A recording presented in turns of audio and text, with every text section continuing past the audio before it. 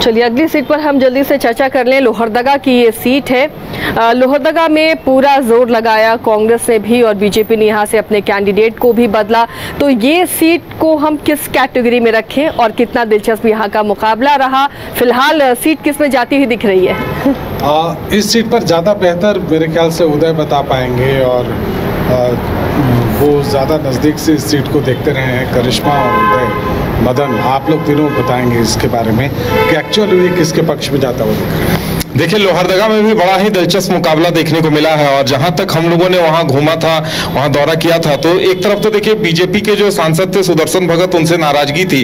तो वो तो अच्छा हुआ कि समीर उरांव को टिकट दे दिया गया, तो वो नाराजगी खत्म हो गई। नहीं तो इस बार तो ये सीट बीजेपी के हाथ से गई हुई थी सीधे तरफ से 100%। लेकिन समीर उरांव के आने की वजह से मामला संभल गया और सुखदेव भगत काफी मजबूत स्थिति में थे। लेकिन चमरा लिंडा जितनी गंभीरता पूर्वक चुनाव लड़ते हुए देखे गए, उन्होंने लगातार 15-20 दिनों तक 12 बजे रात तक प्रचार किया, लगातार लोगों के बीच जाते रहे और कई ऐसे मुद्दे उठाए। उन्होंने सरला कोड का मुद्दा उठाया और उनका कहना था कि भाई मैं झारखंड की विधानसभा में ये मसला उठ गया लेकिन कुछ नहीं हुआ, अब मैं इसे लोकसभा में उठाऊंगा।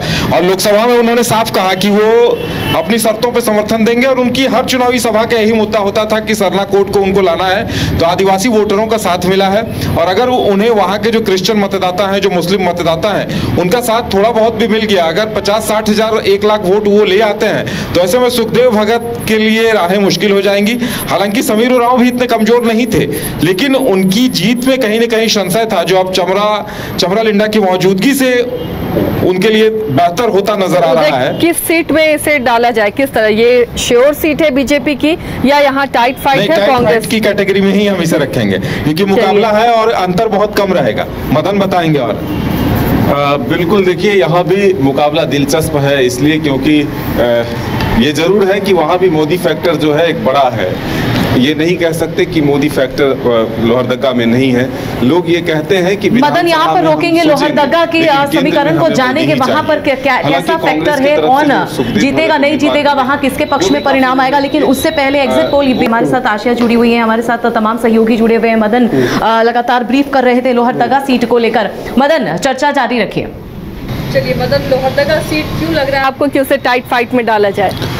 बिल्कुल, देखिए लोहरदगा में इसलिए हमने पहले बताया कि एक तरह से तो उम्मीदवार बदलने का फायदा जरूर बीजेपी को मिला है, लेकिन दूसरी तरफ ये है कि समीर उरांव एक सहज स्वभाव के लोग हैं, पहले से वहाँ उस क्षेत्र से विधायक भी रहे हुए हैं, तो ऐसे में लोगों की पहुँच उन तक है, इसलिए बीजेपी ने उन पर पूरा भरोसा जताया। हालांकि सुखदेव भगत भी एक लंबे समय से वहाँ पर विधायक भी रहे हैं और कई बार वो चुनाव लड़ चुके हैं, तो उन्हें भी पूरी तरह से जनता जानती है, उनका भी अपना एक पहुँच है, पकड़ है और इस हिसाब से कांग्रेस ने उन्हें उम्मीदवार भी बनाया। लेकिन खेल बिगाड़ने में यहाँ पर जो सबसे ज़्यादा महत्वपूर्ण रोल रहा वो चमरा लिंडा का रहा है। हालांकि चमरा लिंडा के जो अपने एक तरह से एजेंडा हैं या फिर जो वो जिस सोच के साथ चुनावी मैदान में, वो बिल्कुल सही है। वो कहते हैं कि आदिवासियों के हित के लिए हम लड़ाई लड़ेंगे और कोई ऐसा व्यक्ति नहीं है जो अब तक इतना बुलंदी से आवाज़ उठाया है। वो कहते हैं कि छात्र जीवन से हम लगातार अपने समाज के हितों के लिए आवाज़ उठाते रहें, संसद तक अगर पहुंचेंगे तो हम खुलकर अपनी मांगों को रखेंगे। अपने वो बातों पर सही हैं, अपनी जगह पर सही हैं, लेकिन जो वोटों का समीकरण है वो कहीं ना कहीं बिखराव होगा और इससे जो है फायदा बीजेपी को मिलता हुआ दिख रहा है। तो अब आने वाला वक्त बताएगा कि कितना फायदा बीजेपी को मिला है इससे, क्या कांग्रेस को इससे नुकसान हुआ है या फिर चमरा लिंडा को ही इसका पूरा माइलेज मिल गया।